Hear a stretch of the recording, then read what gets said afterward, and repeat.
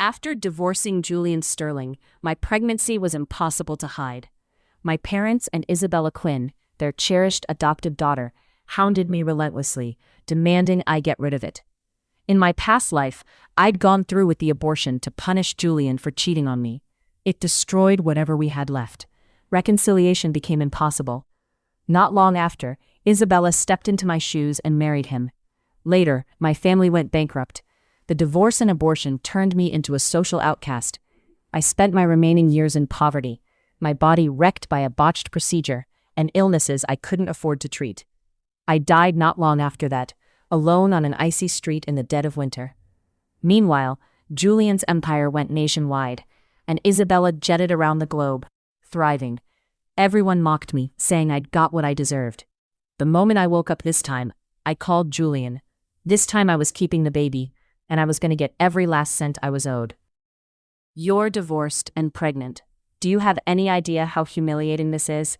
Stop being dramatic and handle it, now. That's right.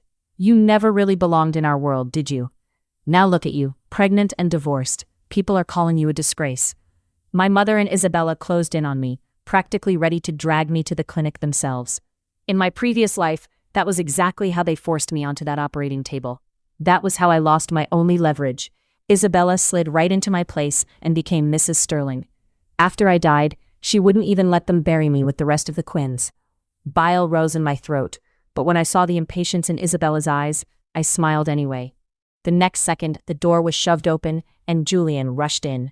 He was breathing hard, his normally controlled expression gone pale. The baby. Tell me you didn't do it, did you? Before I could speak, Isabella suddenly cut in. Julian, don't be too hard on Serafina. She wasn't in her right mind. She acted like the abortion was already done, shooting me pointed looks while she tried to soothe Julian's panic. The baby's fine, I said. The fury drained from Julian's face in an instant. He moved toward me and ushered me into the car. Come home with me.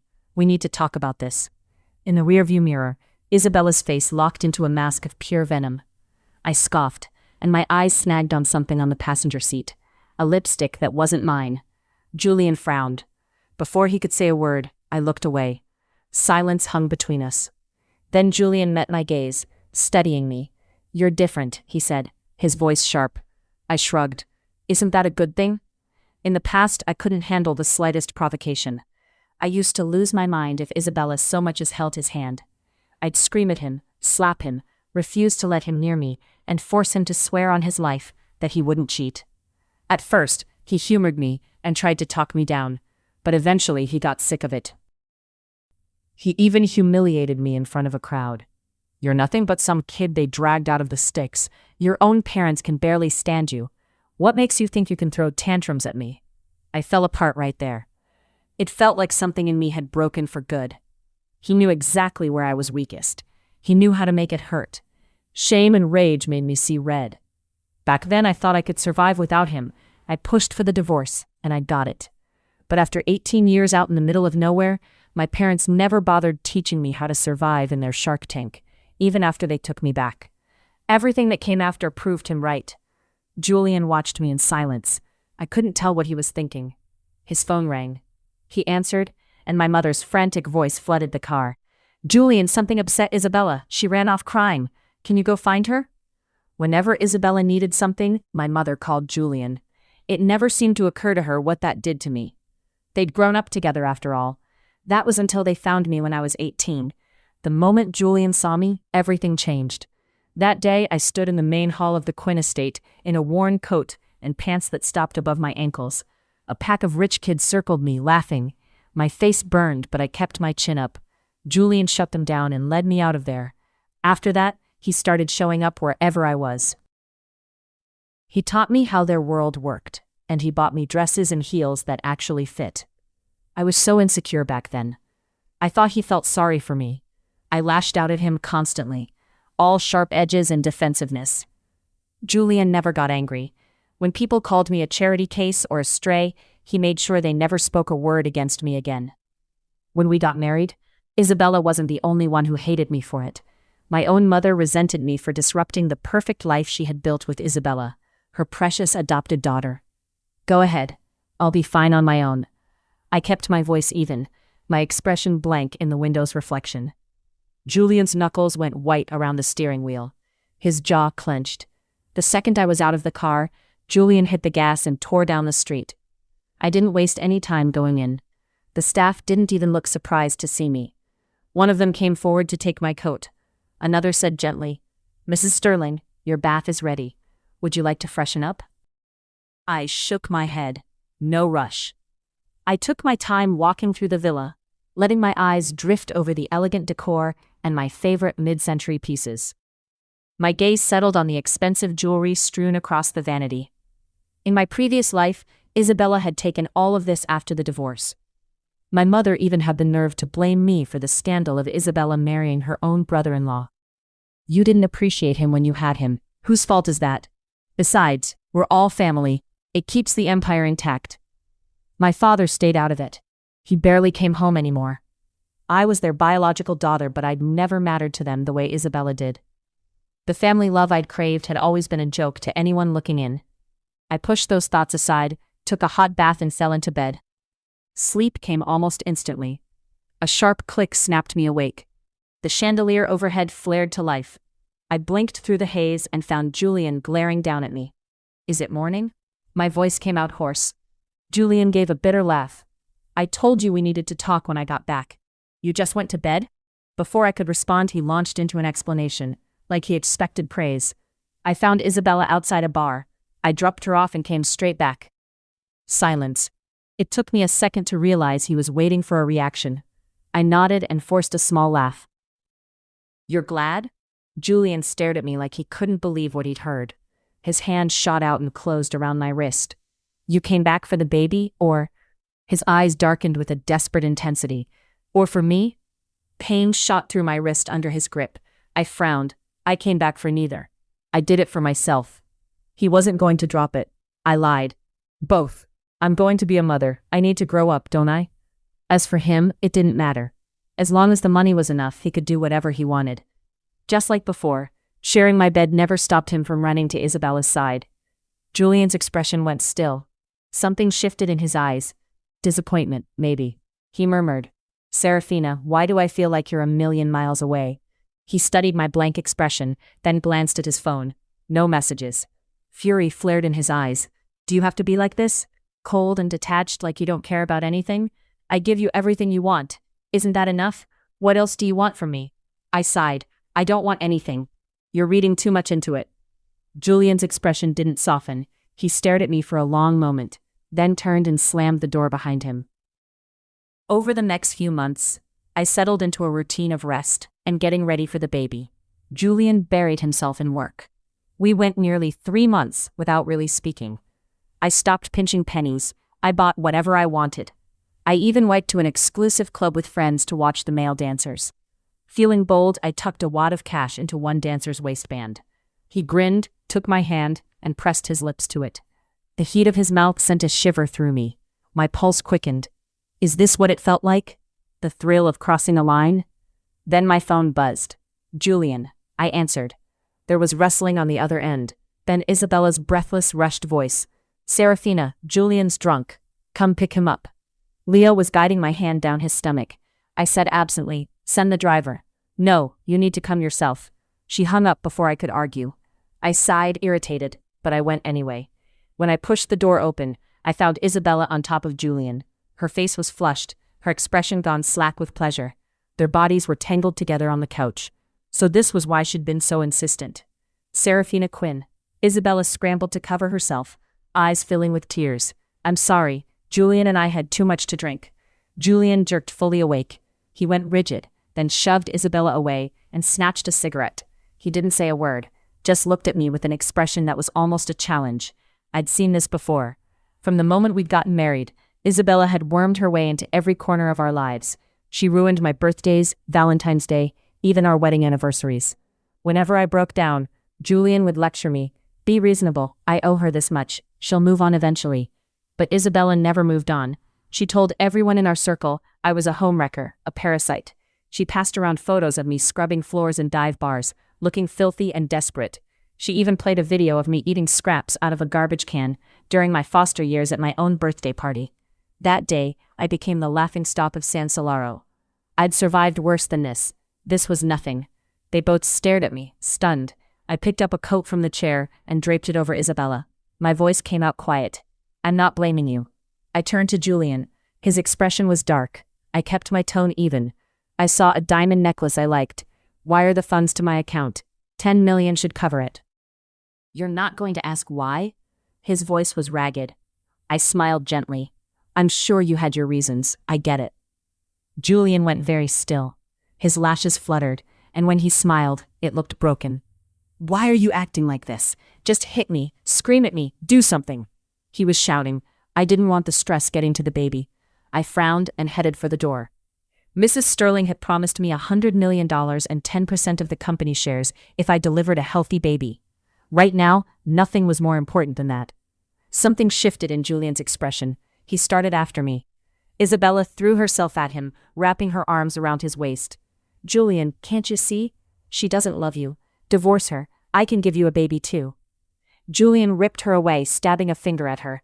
You drugged me, you bitch. That's the only reason I thought you were Serafina. Isabella crumpled to the floor. For a second, something cold flickered in her eyes. Then the tears started. Julian, Serafina was the one who sent that drink. I don't understand why she'd... Julian looked disoriented, his eyes glazed and unfocused. Why did you do that? Fury and revulsion hit me all at once. I didn't do anything. Serafina, why are you lying to his face? You think I'd make this up? Isabella's voice shook with righteous anger. Fresh tears spilled over. Before anyone could react, she snatched up a knife and pressed it to her throat.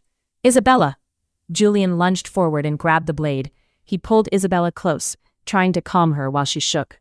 Then he turned on me. Get out! There was no point arguing. I placed a hand on my stomach and walked out. The next morning, unwelcome visitors showed up at my door. Isabella barged in with the Millers right behind her. The staff, recognizing Isabella as the favored daughter, kept their distance. The Millers' faces brightened when they saw me. They crowded closer, all smiles and phony concern. Look at you, honey. You're doing so well for yourself. You've even put a little meat on your bones. I went rigid, unable to move. I hated them. The Millers had beaten me as far back as I could remember. When I was still too small to reach the stove, they made me get on all fours so their son could ride on my back. When I was 16, they tried to sell me to a man twice my age. I escaped over the back fence. It's the only reason I'm alive. Their showing up here meant trouble. Mrs. Miller grabbed my hand. Get rid of that baby, sweetie. Mama will get you a new man. Let your sister have her turn now, Mr. Miller sneered. You're punching above your weight class, girl. A high roller like that was never gonna stay with gutter trash like you. Just come on back home with us. I jerked my hand away and glared at them. They were trying to sell me off again. Old panic clawed at my throat. My breath hitched. I jabbed a finger toward the door. Get out! Mrs. Miller's expression twisted. She planted her feet and started shouting. This is my son-in-law's house. I'm not going anywhere. You've ruined your sister's life. How's she supposed to show her face anywhere now? You stole her place. You stole her man. He's claimed her now, so you need to return what isn't yours. She was screaming now, thinking I was still the same frightened girl she used to push around. I didn't bother arguing. I called security. Mr. Miller hawked up a wad of spit and launched it onto the marble floor. They planted themselves right there. They started wailing. Who would have raised you if not for us? You're coming with us or we're not moving. You'll have to drag my dead body out of here. Isabella stood back and watched the scene unfold, her eyes fixed on my rounded belly. Then she lunged forward and grabbed me, yanking me toward the door. This bastard can't stay. Get rid of it. The Millers scambled to their feet and joined in, scratching at me. The bodyguards tackled the Millers to the ground, but hesitated to touch Isabella. Her nails bit into my skin. Pain shot through me. I cradled my stomach with one hand and tried to twist free. Are you out of your mind? What do you think Julian's going to do when he finds out? Isabella's face darkened. He told you to leave yesterday, didn't he? He's done with you. I'm just doing him a favor. Something vicious crossed her face. She shoved my shoulder hard. I stumbled backward and hit the floor. I screamed. The door flew open, banging against the wall. Julian saw me on the floor, doubled over in pain. The color drained from his face. Isabella collapsed against Julian, sobbing. Julian, Serafina changed her mind about the baby. She wanted to get rid of it. I tried to stop her, but she... The slap came before she could even finish. Isabella crumpled to the floor. Julian was at my side in seconds. He lifted me carefully. The Millers bristled, all wounded pride. Listen, Julian, you can't take her side. This is all on that girl. We saw the whole thing. Get out, now. If I see either of you near this house again, you'll regret it. He shoved past them and carried me out. He made the 30-minute drive in 10, blowing through every red light. Sweat stood out on his forehead. Doctor, check her, now. They wheeled me into the OR right away. I'd managed to catch myself with my hands when I fell. The baby was unharmed, but the doctor insisted I stay for observation and bed rest. Julian stayed. He looked shaken, his hands unsteady. After a full day of silence, he finally spoke. His voice was quiet, almost pleading. Serafina, please, the baby didn't do anything wrong. Don't hurt him. Pain knifed through me. I sucked in a breath. Even now, he thought I'd try to end the pregnancy. Isabella pushed me. Ask the staff if you don't believe me. Don't be ridiculous. It came out automatically. She's petty sometimes, but she wouldn't go that far. She's not a monster. There was no point. I rolled over and closed my eyes. Julian's shoulders slumped. Then, seeing my indifference, frustration crept across his face. He leaned back and pulled out a cigarette. His lighter was halfway up when his eyes dropped to my stomach. He went still, then tossed the cigarette into the trash. What's wrong with you? Why won't you talk to me? Why did you set me up? Why did you drug that drink? You keep pushing me away, and now you don't even want our baby. Julian was always like this. When it came down to Isabella or me, he chose her every time. They'd grown up together. That kind of bond didn't just go away. I was the outsider everyone despised. I was an outsider to him, to my own parents too. There had never been a place for me here. But Julian would never understand that. Tears slid down my cheeks. I pulled the blanket over my head and curled into myself. Julian kept talking. He only stopped when my breathing leveled out. Before he left, he noticed the cut on my wrist. His jaw tightened. He called a nurse to wrap it, then left without another word. For months, he'd kept his distance by choice. He'd wanted her to understand she couldn't control him anymore. But she hadn't come crawling back. If anything, she seemed fine without him. He'd checked his phone obsessively, waiting for her to break, to demand his attention like she used to. She used to check him the second he walked through the door, looking for evidence of betrayal. It used to annoy him sometimes, but secretly he'd liked it. It meant she cared. But ever since he'd brought her home from the divorce, everything had changed. She didn't go through his phone anymore, didn't wait by the door with his drink ready. She barely looked at him. It gnawed at him, a constant low burn he couldn't shake. He didn't want this. He wanted the old Serafina back, the one who couldn't stand to be without him. Isabella was still at the house when he got back. She was curled on the couch, eyes puffy and bloodshot. The handprint was still visible on her cheek. She looked pitiful. Julian felt nothing for her. He'd almost lost his child because of her. I'll have someone drive you home. No, Isabella threw herself at him. Her tears soaked his shirt. What does she have that I don't? Can't you see she doesn't love you anymore? Stop. Julian pried her arms loose. He wasn't doing this. Isabella had waited all day for this. Rage flared in her. She's a homewrecker. I should have been the one you married. She stole my life. The hatred on Isabella's face made something click for Julian. He seized her wrist and yanked her closer. Did you push her?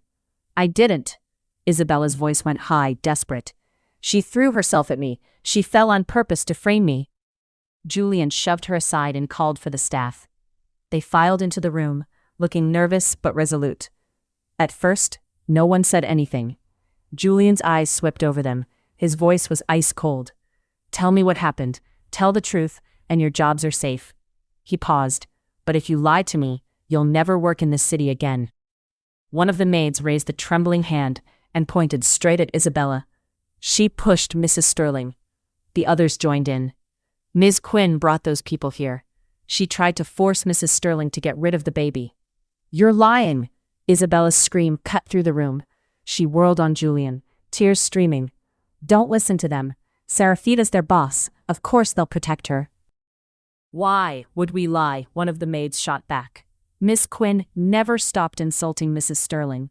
She brought those awful people here to humiliate her, and she laughed at her until she cried. Mrs. Sterling is the lady of this house. We couldn't just stand by and watch. Shut up. Isabella's eyes went wild. She looked like she was about to launch herself at the woman. Julian got it now. A vein jumped in his temple. He seized Isabella by the arm in a vice grip and yanked her toward the door. She clawed at his hands, screaming. He threw her out anyway. Stay away from me. If I see you again, I won't hold back. Isabella didn't back down. She screamed louder. I hate Serafina. She came back and took everything from me. She ruins everything she touches. His face twisted with disgust. His patience snapped. You're just like the Millers. Greedy, shameless, you make me sick. He slammed the door in her face. She wailed and pounded on it. He didn't open it. After that, Julian cut Isabella off completely. Isabella came unglued. She threatened to kill herself more than once. A few days later, my parents showed up at the hospital with an extravagant bouquet of lilies. My mother looked tired. She put on her best, sincere look. Serafina, look at you. You have Julian, you have the baby. Why can't you just be the bigger person? Just let it go. She's been crying nonstop for days. It's heartbreaking. My father nodded. We talked to her. We spoiled her, I'll admit it. But she didn't mean any harm. Bile rose in my throat. A bitter laugh escaped me. No bad intentions? She nearly killed your grandchild, and you're telling me she didn't mean any harm? My eyes stung with tears. I'd been in the hospital for days. They hadn't come to see me once. But the second Isabella started crying, they showed up. I kept my voice steady. I get it now. Isabella's your real daughter. I'm nothing. Don't say that. My mother jumped to her feet. Anger flashed across her face. I've always treated you both the same. I know you had it rough before we found you. That's why I told Isabella to be nice to you. If you're going to be difficult, that's on you. My father said nothing, but I could see his patience running out. Treated us the same? I repeated it. The words tasted like poison. Don't lie to me. When Isabella graduated, you bought her a car and a condo. You gave her a job at the company right out of school. You know what she loves, what she hates. You kept 3 cats in the house even after you found out I was allergic. You told me to take antihistamines because getting rid of them would upset her. Their faces darkened. I shook my head. We were never the same to you. I'd stopped expecting anything from them. In my past life, when the family went bankrupt, Isabella agreed to help them on one condition. They cut me loose. They didn't hesitate. This time around, I was only looking out for myself. Why do you have to be so petty? This is exactly what I'd expect from someone who was raised by trash like the Millers, always keeping score. Shame hardened into anger. They lashed out, blaming me for everything. I didn't react. If you still want to be our daughter, you'll get Julian to forgive Isabella. Or else. My father's eyes narrowed. The threat was clear. Or else what? Or else you are dead to us. That's it. My mother lifted her chin. She expected me to cave, like I always had. I nodded. Fine. Consider me dead then. Don't ever come back. Serafina. My father's face went tight with rage. He raised his hand to strike me. The door slammed open. Julian stepped between us. Get out. My father opened his mouth to argue, but my mother grabbed his arm and pulled him toward the door. I almost laughed. They hadn't changed. They only picked on people who couldn't fight back. Serafina, are you okay? Julian's hands hovered over me, like he was checking for injuries. I shook my head. I'm fine. Relief flashed across his face. He reached for my shoulders. It's okay. I'm here. No one's going to lay a hand on you again. I closed my eyes without answering. Julian's expression fell. He pulled the blanket up around me and left without another word. From that day on, 2 bodyguards stood watch outside my door 24/7. 4 months later, I went into labor one evening. Julian tried to follow me into the delivery room. I pushed him back. I didn't bother hiding my irritation. Stay out here. I don't want you in there. Julian froze. He stopped at the threshold. The nurse rolled me through. After hours of agony, I had a healthy baby. I was soaked with sweat, barely conscious as they rolled me out. I was the one who'd just given birth, but Julian looked like he might pass out. He barely glanced at the baby before following my gurney to recovery. Serafina, are you okay? Exhaustion hit me. I couldn't answer. The baby was a boy. When I woke, Julian had already named him Arthur Sterling. His mom was ecstatic. She kept saying, "The Sterling family has an heir. Your father would be so proud. God rest his soul." True to her word, the funds hit my account the next day, $100 million, along with the transfer deed for the shares. Julian threw himself into fatherhood. He came home from work early every day. He learned to change diapers, give baths, rock Arthur to sleep. For the first 3 months, I barely had to lift a finger. Our arrangement worked well enough until Julian tried to initiate intimacy. I turned him down every time. The baby was born. I had my money. I didn't have to pretend anymore. Julian couldn't accept it. Frustration turned into rage. One night he tried to force it. My body reacted before I could stop it. I shoved him away, retching until my stomach emptied. Julian gripped my shoulders, shaking me. His eyes were wild. "What do you want from me, Serafina?" "Let's get divorced." I was exhausted. "Or go be with someone else." I smiled faintly. "Relax, I won't stand in your way." Julian went still. When he spoke, his voice shook. "I want a real family, not this, not a wife who gets sick at the thought of touching me. Serafina, why did you even come back? Was this just revenge?" I met his eyes. I didn't answer. I smiled and straightened his collar. "You're overthinking it. I wanted a family too. You're happy, I'm happy. That's all that matters. I didn't need anything more than that." Julian left, slamming the door behind him. After that, I stopped pretending to be the perfect wife. I bought whatever caught my eye. When I was bored, I went out and enjoyed the view. I hired private advisors to teach me about finance and investing. Arthur had a nanny. All I had to do was be his mother when I felt like it. My parents and Isabella couldn't stand watching me thrive. They tried to stir up trouble a few times, but after our blow-up, they weren't allowed past the gates. My parents called non-stop, crying, complaining. Sometimes I listened. Most of the time, I just hung up. 2 years passed. When Arthur turned 2, I brought up divorce again. Julian looked up from his paperwork. He looked confused. He sounded worn out. "Haven't I done enough these past 2 years?" To be fair, he'd been decent. He'd stayed faithful. He was an attentive father. But every time he touched me, my stomach knotted. I'd held on long enough. Now I had money and options. I was ready to leave. I had money, a career. I didn't need to be afraid anymore. Julian refused. He tore up the divorce papers. Furious, I moved out anyway. For the rest of my life, I'd be happy, on my own terms.